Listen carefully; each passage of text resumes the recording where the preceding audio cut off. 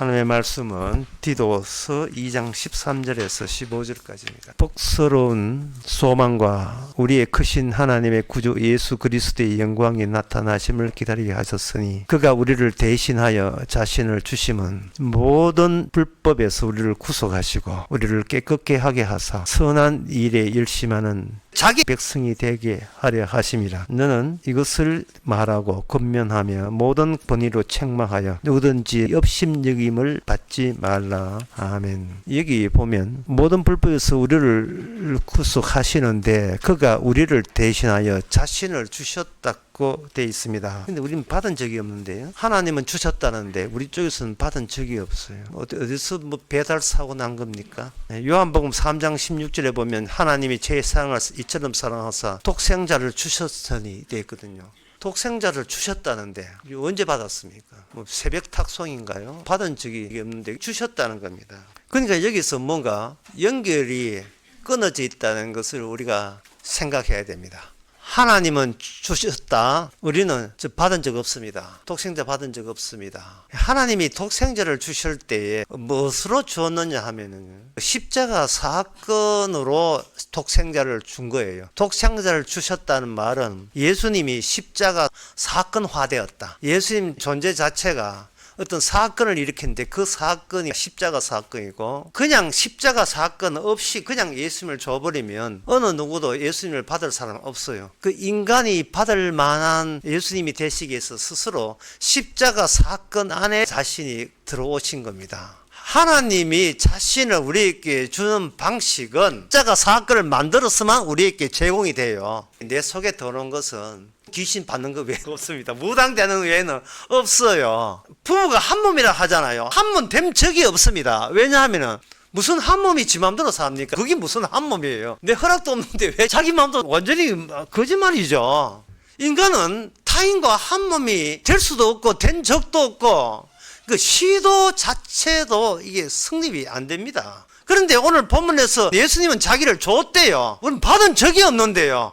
그리고 우리가 예수님을 받을 생각조차도 없었습니다. 하나님은 우리는 그냥 하늘에 계시면 우리가 알아서 믿겠습니다. 이게 우리가 할 수 있는 우리의 제안이에요. 이게 하늘에서 내다보면서 우리가 아쉬울고 필요한 거 어려울 때 몸 아플 때 기도할 때 응답하시고 우리는 그런 식으로만 존재합시다. 이게 우리 생각이라니까요. 이래와 기 잡아 당기면서 이래와 네 나와 같이 십자가 죽자 이러면 골치 아프잖아요. 골치 아픈 이야기라니까요. 그래서 이 십자가 사건화 됐을 때 주께서 주신다는 말이 무슨 뜻인지는 십자가 그 현장을 가봐야 돼요. 그 십자가 현장이 친절하게 성경에 나와 있습니다. 누가복음 13장 35절 39절이에요. 백성이 서서 구경하며 관원들도 비웃어 가로되 저가 남을 구원하였으니 만일 하나님의 택하신 자 그리스도이거든 자기도 구원할지라 하고 군병들은 이제 예수님을 이제 희롱하는 거예요. 예수님이 입에다가 심포를 먹였잖아요. 여기 39절에 보면 달린 행악자 중에 하나가 비방하여 가로되 너가 그리스도가 아니냐 너와 우리를 구원하라 하되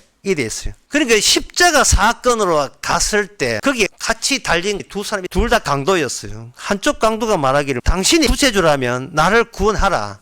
그러면 내가 당신 믿어줄 용의가 있다 이래 이야기한 겁니다. 왜 우리가 독생자를 주었다고 되어 있지만 우리가 못 받는 이유가 뭐냐, 바로 이 십자가 현장에서 있었던 예수님을 비방한 우리가 그 강도의 생각이라니까요. 우리가 그래서 못 받는 거예요. 그래서 우리는 십자가를 이해할 때는 예수님을 비방하는 그 강도의 심정, 마음 자세 이런 것으로 그 십자가를 이해해야 돼요. 다시 말해서 우리 주님은 끝까지 나를 실망시키고 나에 대해서 어떤 책임도 지지 않는다는 것, 그런 예수다는 사실을 우리가 절감해야 됩니다. 이게 절감하지 아니하면 진짜 우리가 신자가 아니에요.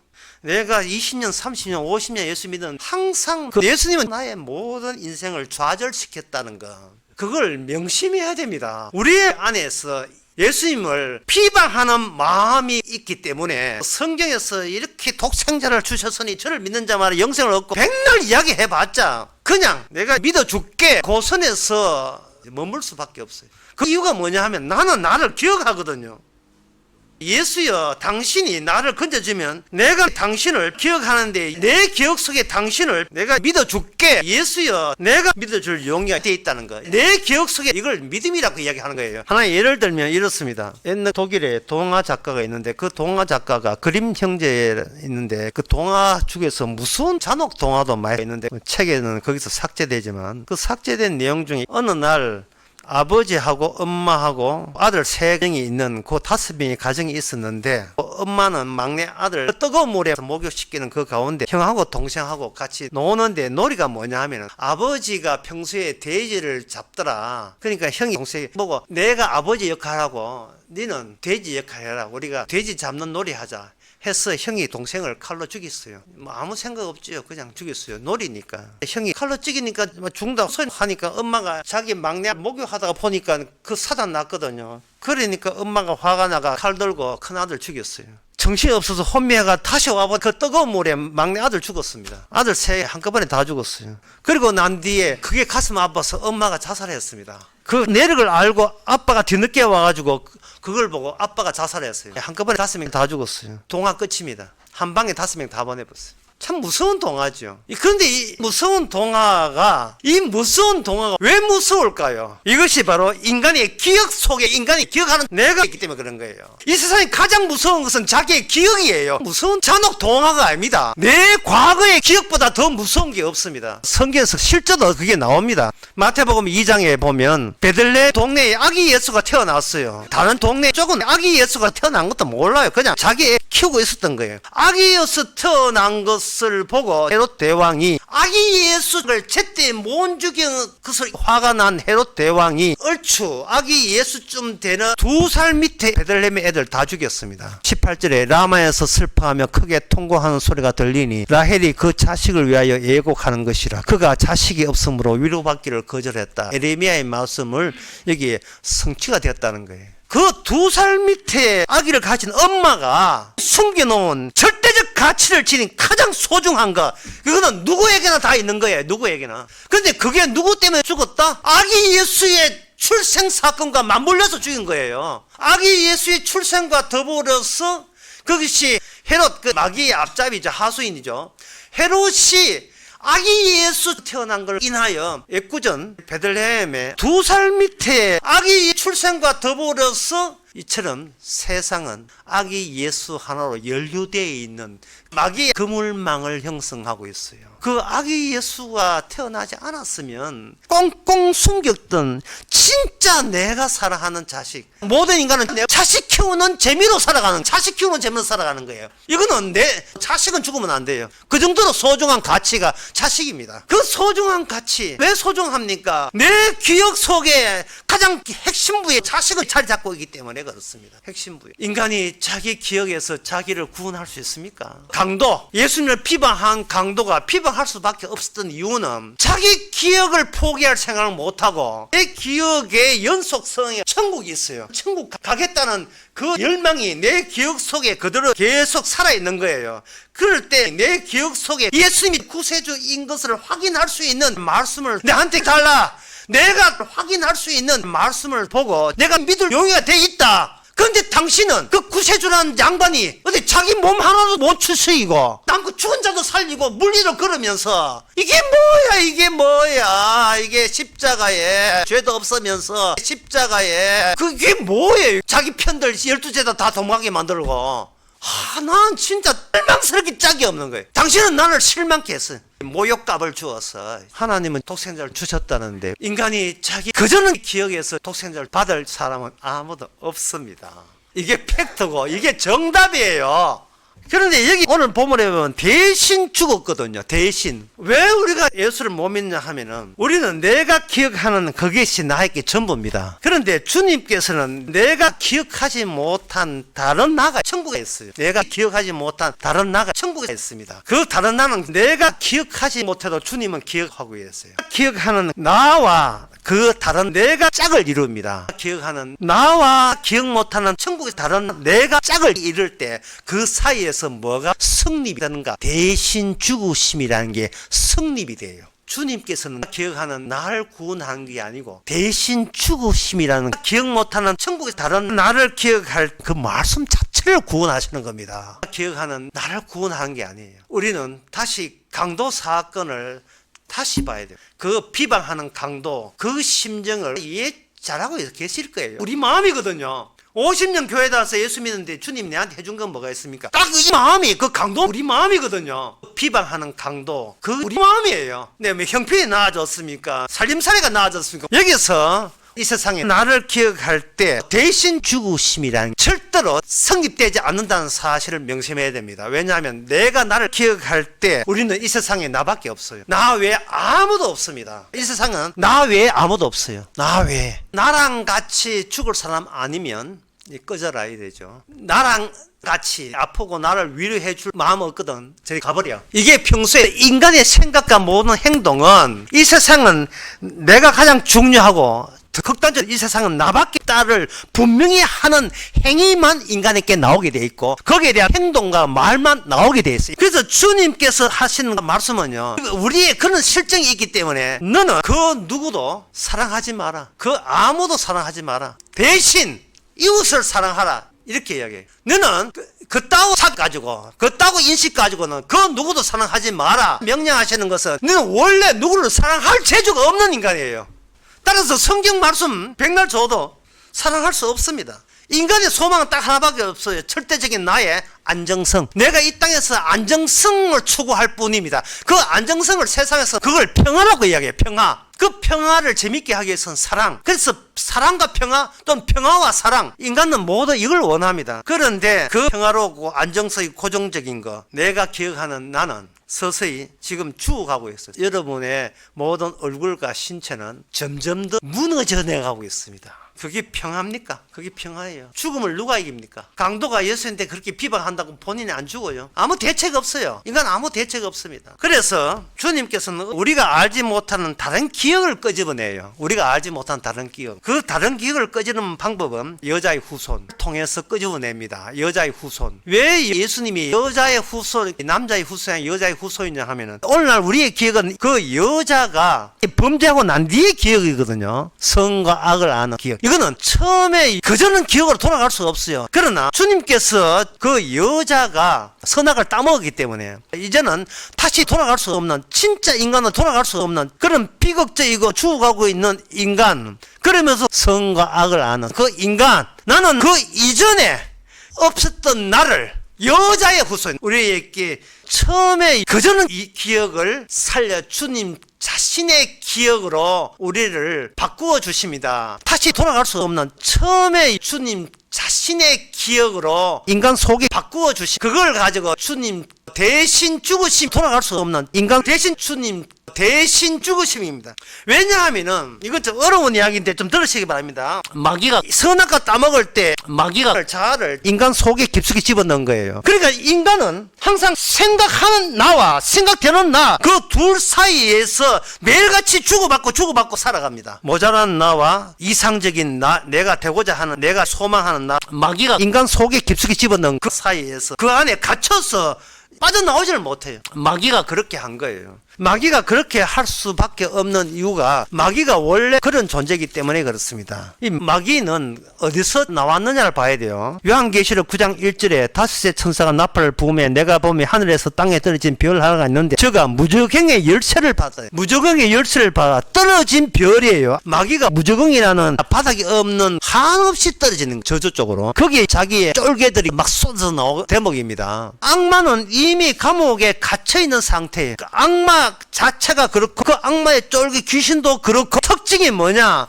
하나님의 여자의 후손에 의해서 뱀의 머리를 친 순간 악마는 이미 어떠한 새로운 시도를 할 수 없는 한정된, 확정된, 고정된 운명을 지니게 돼요. 자기 안에 갇혀버리는 거예요. 무조건 안에, 자기 선악체계 안에, 선악지식 안에 갇혀버린 겁니다. 그 선악지식이 자기를 고발하죠. 늘 저주하지요. 그게 인간도 마찬가지예요. 그래서 인간은 자기라는 선악체계 안에 담겨 있습니다. 그래서 인간은 여기서 탈출 안 됩니다. 복음을 가지고 기쁜 소식을 하죠. 참 기쁜 소식을 해요.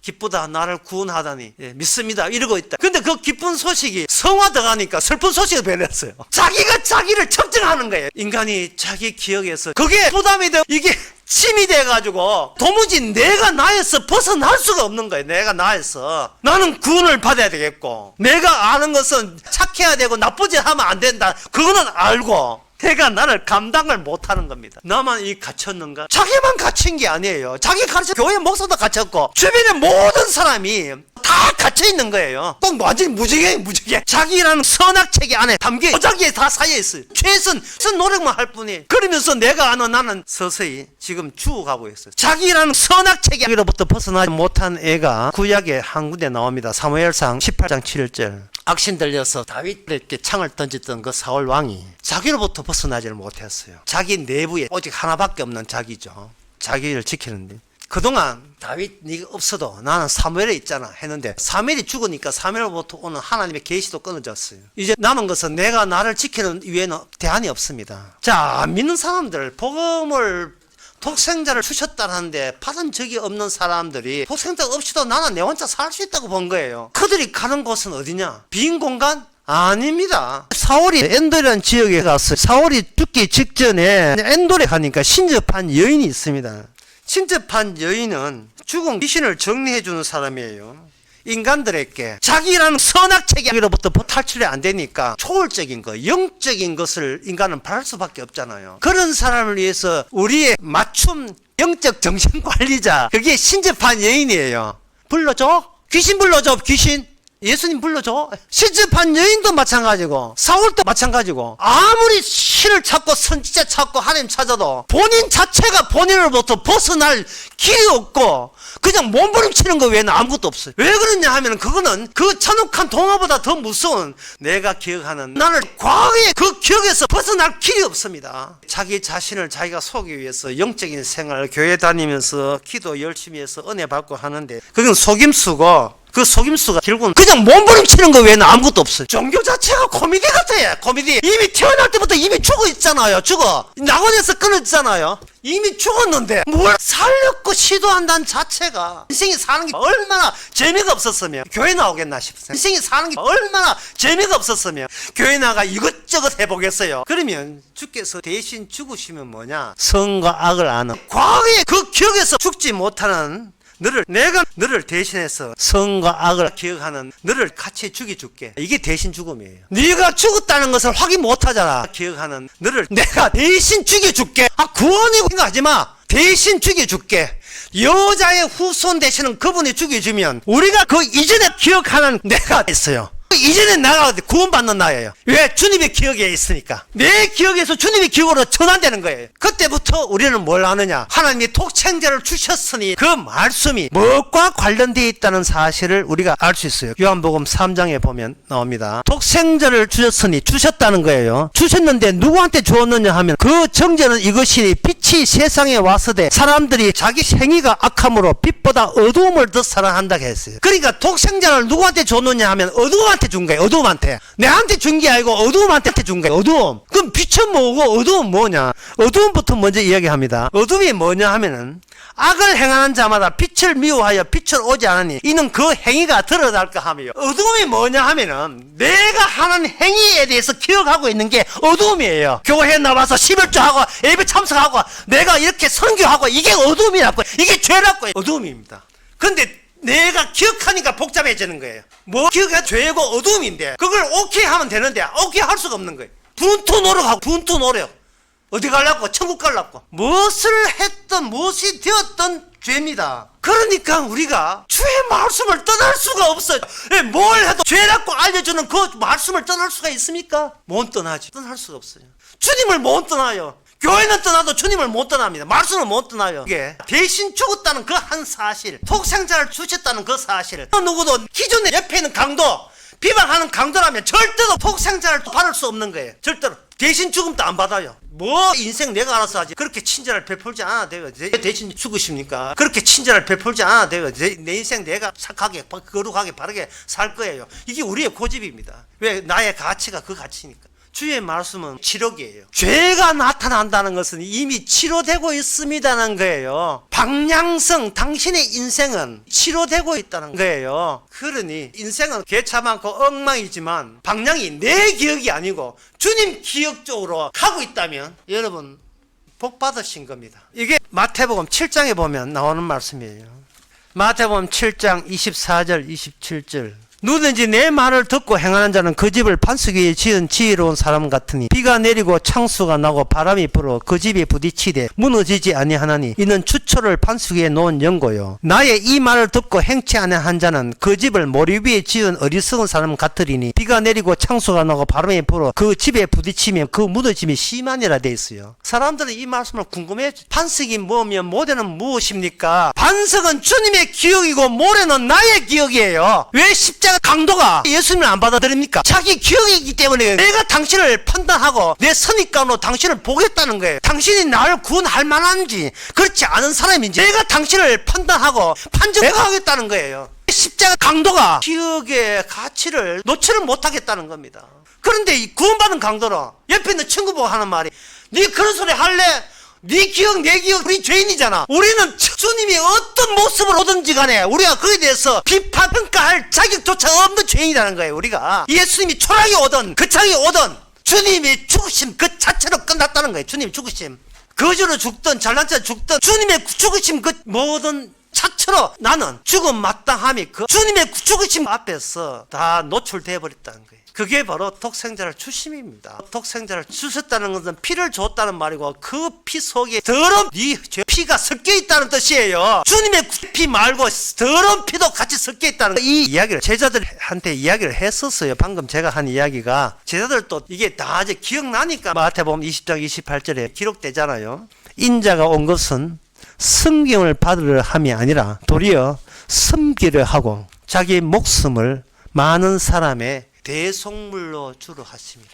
이것은 예수님이 제자들 불러놓고 친절에 친절을 다하면서 잘 들어봐라. 내가 너희를 구원해 줄게. 저렇게 하면 돼. 이렇게 하면 되는 거야. 이렇게 해도 저렇게 해도 이게 안 됩니다. 왜냐하면 주께서 이렇게 저렇게 하라는 이렇게 저렇게가 이게 인간이 행할 수 있는 걸 이렇게 저렇게 주신 적이 없어요. 어떤 분이 저한테 성경 기절을 질문했었습니다. 마태복음 5장에 나온 말씀을 질문했어요. 이 질문을 듣고 여러분 답변을 한번 생각해 보세요. 너희가 세상의 소금이니 소금이 만일 그 맛을 잊으면 무엇으로 하리요? 그 다음에 너희는 세상의 빛이다. 산 위에 있는 동네가 숨기지 못할 것이고 그렇게 해서 마지막에 이같이 너희의 빛을 모든 사람이 비치게 하여 너희로 착한 행실을 보고 하늘에 계신 너희 아버지께 영광을 돌리게 하라. 이 비슷한 이야기가 오늘 본문의 끝부분에 나옵니다. 오늘 본문 디도스 2장 14절 15절에 보면 그가 우리를 대신하여 자신을 주시면 모든 불법에서 우리를 구속하시고 우리를 깨끗하게 하사 선한 일에 열심하는 자기 백성이 되게 하시며 이 말씀과 마태복음 5장 너희로 착한 행실을 보고 하늘에 계신 너희 아버지께 영광을 돌리게 하라. 이 말씀 이게 무슨 의미냐 하는 거예요. 이게 무슨 의미냐 하고 질문하는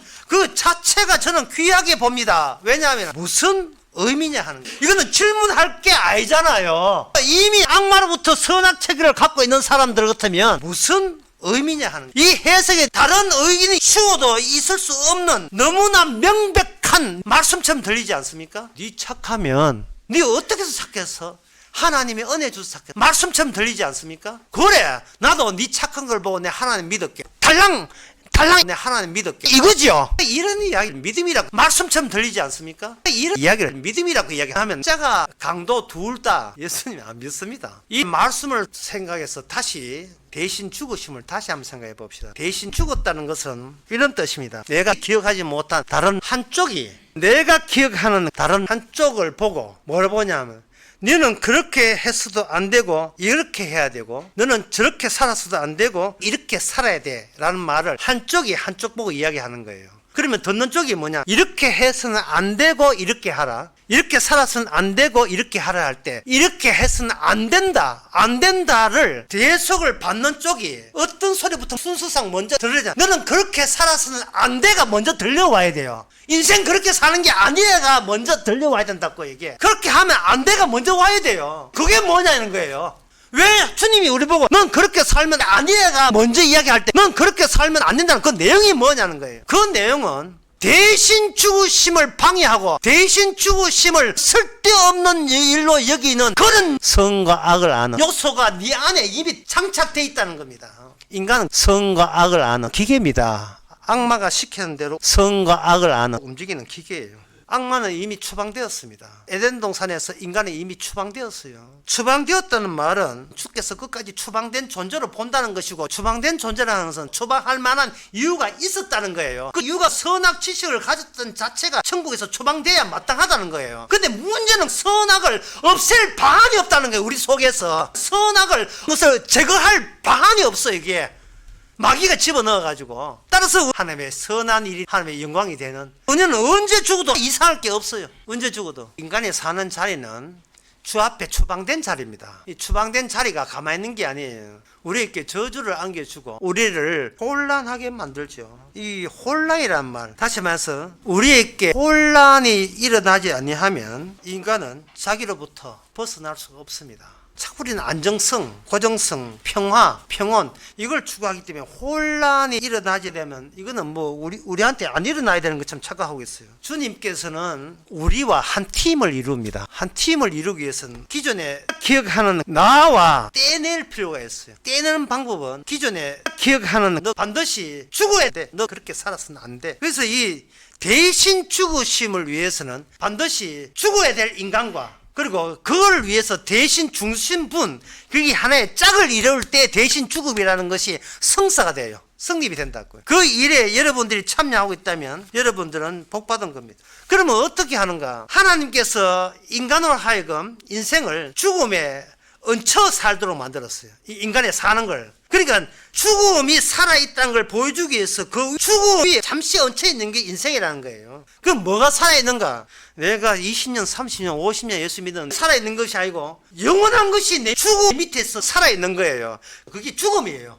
저주예요. 저주 위에 약간 붕 떠인 상태에서 우리가 그걸 보면 살아있는 점 보이는 겁니다. 그래서 이 소금이다, 빛이라 하는 것은 다시 하면 우리의 토대, 우리의 기반에다가 죽음을 집어넣는 겁니다. 왜 그렇게 하냐 하면은 이게 악마와의 싸움, 뱀의 후손 싸움에서 여자의 후손과 그 두 인간은 그동안 악마의 기계였거든요. 이제는 주님의 기계가 되는 거예요. 근데 이 주님과 악마의 둘 다 각기 자기가 나왔던 원천으로 사람들을 사로잡아 끌어당기고 있어요. 가자 우리 집으로. 계속 그게 인간의 두 종류의 방향성이에요. 주님의 십자가에 달렸을 때 한쪽 강도는 악마가 자기 원천으로 들어가고 한쪽 강도는 주님께서 들어가는 겁니다. 방향을 주께서 끌어당기는데 악마가 네가 잘하는 것을 하면 된다는 것이 악마 쪽이에요.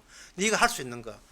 제가 울산 강의에서 그런 이야기 했잖아요. 하나님의 말씀을 들으면 구원받는다고 생각하는데 마귀가 바보입니까? 예. 울산 강의 들으시면 아시죠? 말씀 밑에 뭐가 있다? 말씀 밑에 악마의 해석이 같이 품어서 우리에게 말씀을 제공하는 겁니다. 기존에 내가 살고자 하는데 기도 열심히 해서 은혜 받고 내 소망을 달성하는 쪽으로 네가 그 말씀을 해석하도록 내가 해석할게. 이게 마귀가 그렇게 함으로써 우리를 악마 쪽으로 끌고 가는 거예요. 여러분들이 성경을 보면서 다시 한번 생각해 보세요. 오늘 마태복음 5장 이야기가 12제자 보고 했죠. 12제자 이야기가 소금과 빛 5장 이야기하면서 그 뒤에 6장, 7장, 8장, 9장 계속 이야기하는 게 뭐냐 하면은 주님이 처음에는 이 말씀을 할 때 조금 기분 좋았겠지만 갈수록 뭔가 괴리 현상이 나는 거예요. 예수님이 보는 그 성경 말씀과 그 말씀을 통해서 나라는 것이 주의 말씀과 합치되지 않고 점점 더 그 격차가 벌어지고 그 간격이 점점 벌어지고 있다는 것을